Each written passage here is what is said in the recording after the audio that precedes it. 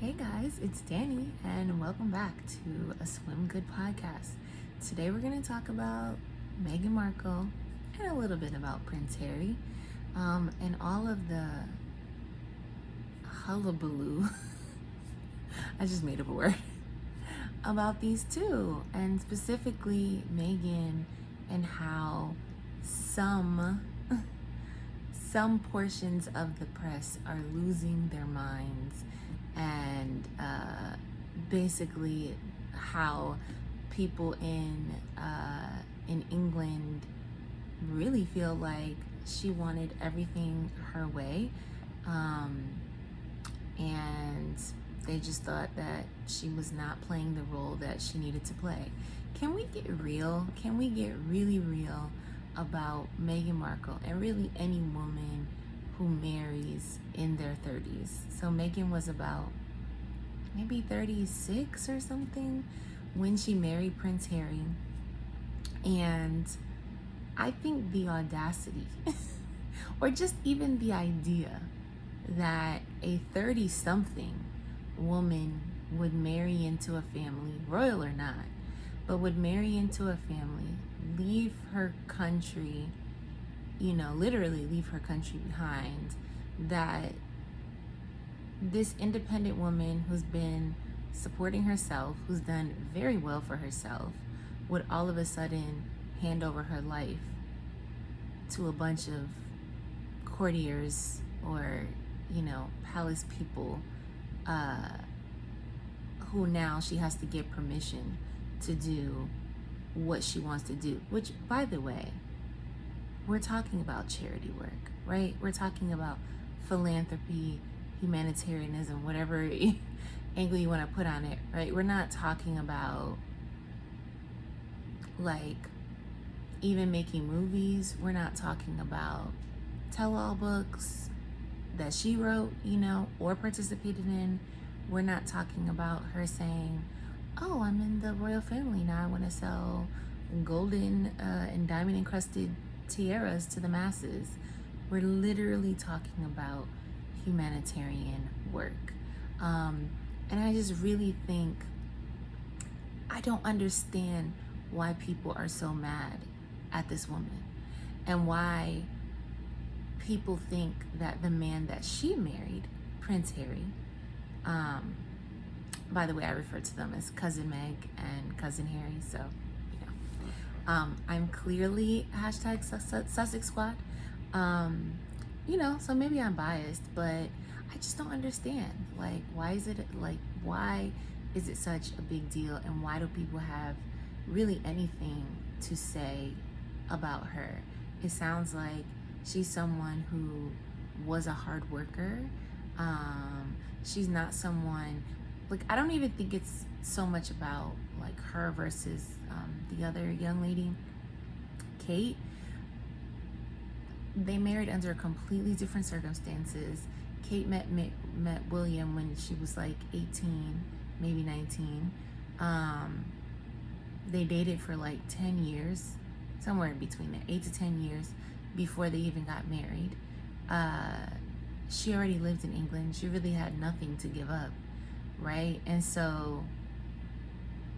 she also has a different sort of role, right? She has a different job title, a different role, which is Princess Future Queen, whatever that means in 2020, or, in the 21st century, rather.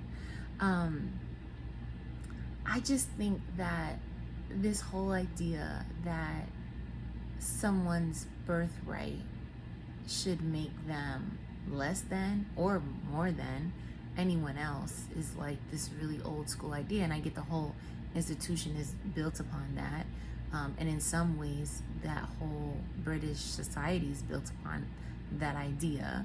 But at the end of the day, Meghan isn't British, as so many of her detractors love to point out, that she's American, as if that's a horrible thing to be. And it's almost like they can't stand that this self-made woman landed a prince who really is the opposite of her. And if you really want to get real, it's easy to look at the outside, but was Meghan's marriage to Harry, and I'm a fan of his, but was it a come up? Was it really a come up for the type of woman, not even just that she is, but that many of us are, right?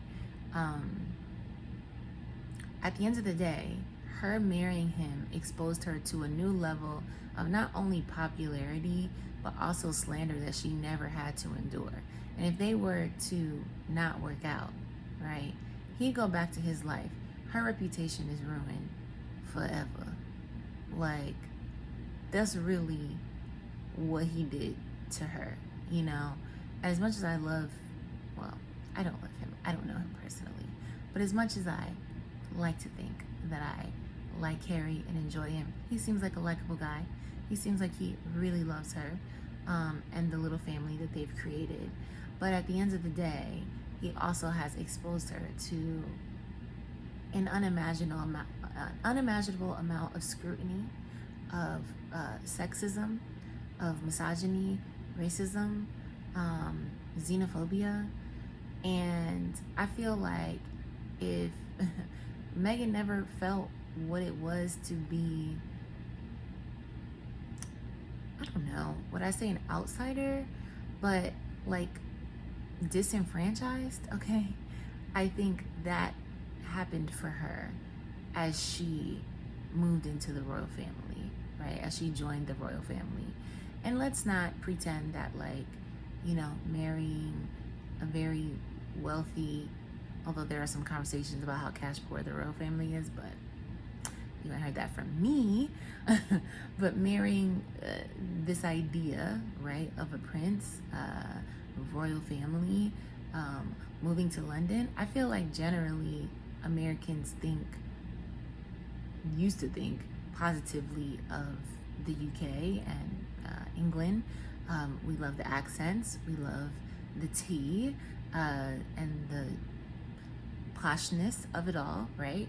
And I think if he was just a regular guy from Britain, she'd probably feel the same way, right? Like that same level of excitement of like, you know, it's somebody from somewhere else. And, you know, grass feels a little bit greener on the other side. So I don't fault her for kind of being excited about that. But I just think he's done as much as Harry has done as much as he can do, I think, to protect his wife. But ultimately, they're up against an incredible machine. Like, the media is literally trying to slander her name. And it's all about money, right? It's like, it's not because they really care if she's a good person or not. It's not because they think that some of them may think like she's horrible because they've lost their access to Harry. But I really think that no matter who he married, he was going to put up the same barrier between himself, the press, and his family once he had a family. Prior to that, he kind of took it, took the abuse, but he definitely is not standing for it. And I think it's really sad that his family, it seems like they're very easily manipulated, right? And swayed by these courtiers, which, like, really, they're just office workers, right? Like, that's what it means, right? Somebody let me know.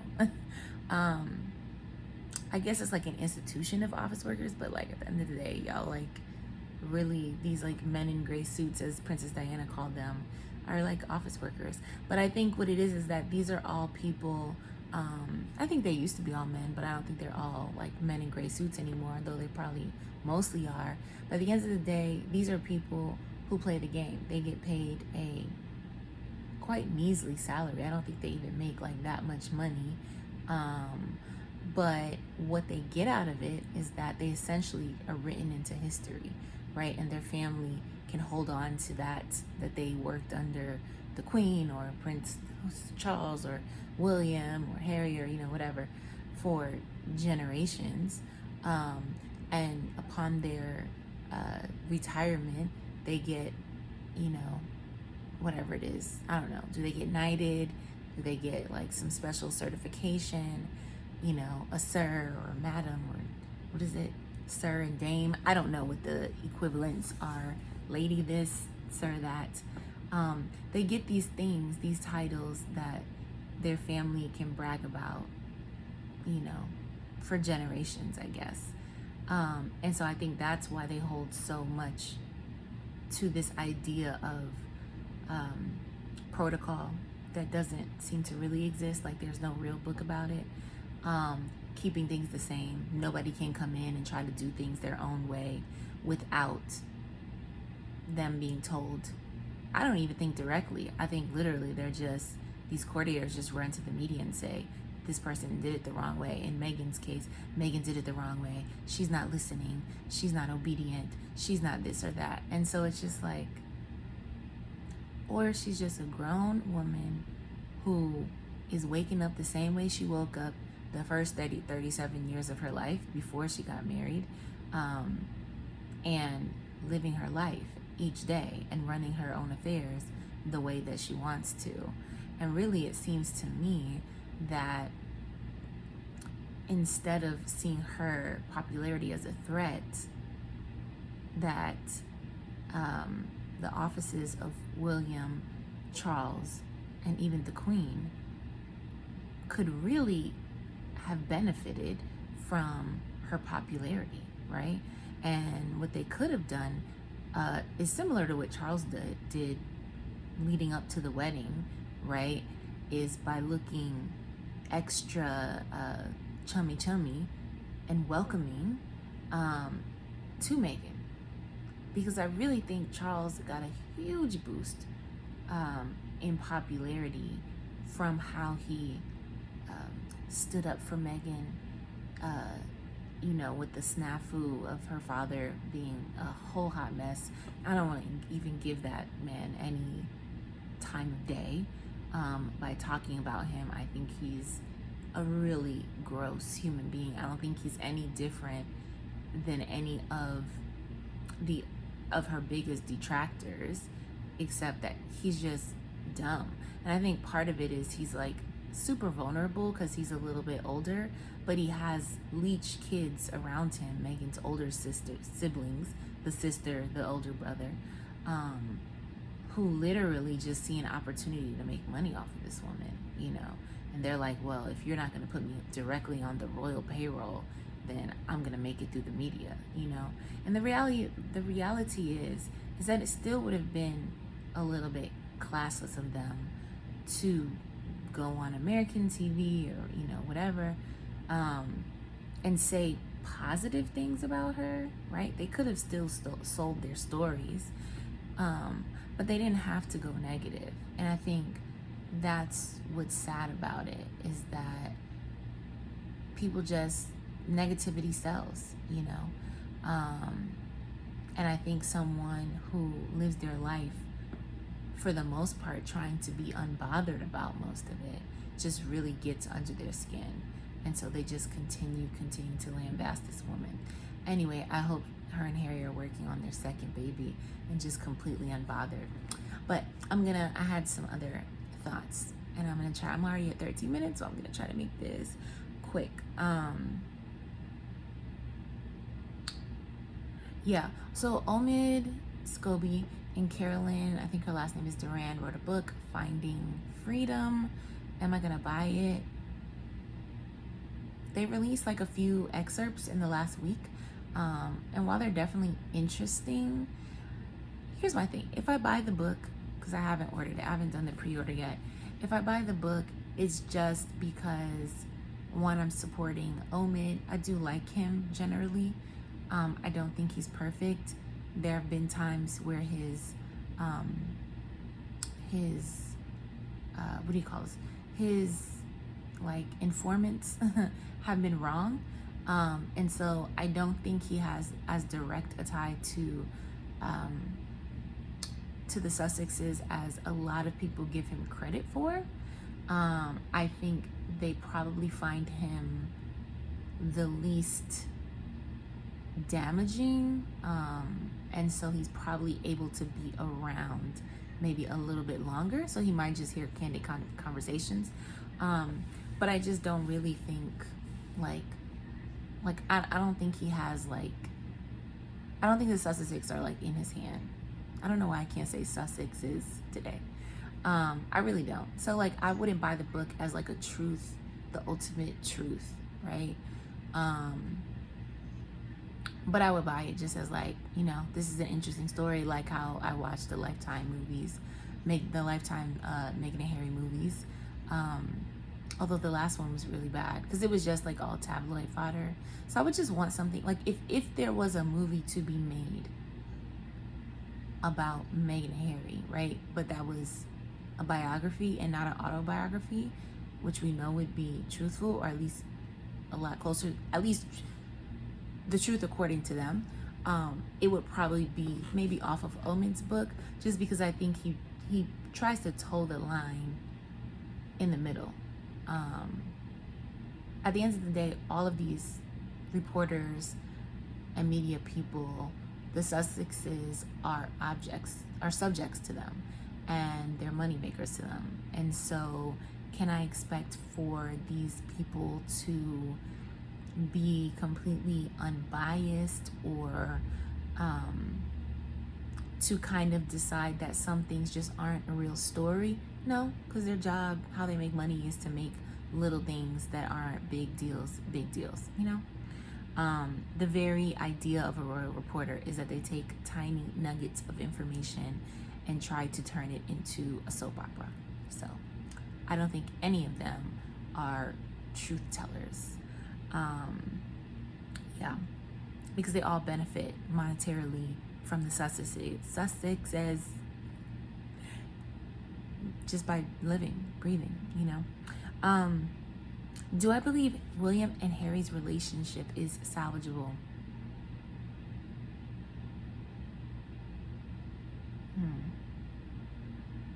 They're brothers.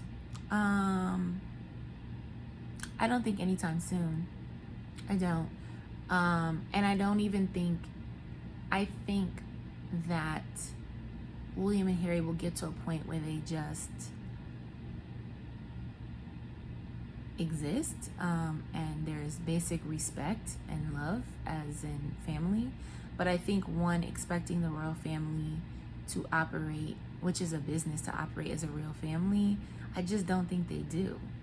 And I think as the boys, and I hate calling them the boys because I think that sort of lends itself to people, how people feel ownership over them, like they are grown men, okay? But these men, I think they didn't realize, you know, truly how different the paths that they would take would be, because they were allowed to be children and be friends and be brothers. But, you know, once they had to step up into the job, which means there's hierarchy, you know, and Harry then became like an employee of his brother. Like, who wants that, right? Like, who wants that? Particularly if you feel like you can do it better, you know. And maybe Harry, I don't know if Harry felt like he could do it better, but he certainly could do it better. And I think it's funny how, like, the media had no problem, never used the word Harry overshadows William for years, even though they would do these surveys and Harry was the most popular royal for like 5 years running before he got married. But there was never all this talk of any overshadowing until Harry got married. More just, you know, anti-woman rhetoric, right? Blaming everything on Meghan. Let me see. I kind of talked about that already. Has Prince Harry outgrown the royal family? I think so. I think he realized that he can do more without the confines of them. The baseline is we only know about him and care about him because he is in the royal family, right? So it's a catch-22. You know, you do have to be fair about it. If he was not a member of the royal family, you wouldn't know him at all. if his mother did not die when he was young, he would probably be as popular as Andrew, post people knowing who the real Andrew was, right? Which is that people didn't really care about Andrew or Edward. Yeah. Here's my only thing. Oh, okay, here's my next kind of question to you guys. So feel free to answer these questions in the comments. I'd love to talk about it. I love watching all the Sussex Squad YouTubers, Duchess and I, the Sussex Squad podcast. I love Tina Michelle. They're so funny. The Professor, when he comes on their channel. Who else do I like? It's another Sussex Squad podcast. Like, I think it's called the Sussex Set. Sometimes I watch Terrell's videos, Terrellism. You know, I prefer people who deep dive a little bit more. Hugo's videos I like. Who else? That's it. If you didn't hear me talk about them, I probably don't like them. Or I don't trust them. Shade. Okay, let's see. So, will Harry ever go back? I don't think so. Like, I think even if him and Meghan didn't work out, and I'm not putting like any negativity out on their relationship. I think they're fine. I mean, any young marriage, you know, where people are literally trying to tear you apart all the time, where you have to fight for, it's either going to draw you apart or draw you closer, you know, and nobody knows the insides of their relationship with them. So I hope that it has drawn them closer. At the end of the day, they're two people who have one parent who's like out of their lives, right? You know, and I think Harry, for a long time, I think one, he rebelled against his father, right, because he just missed his mom like he was young. But two, he also just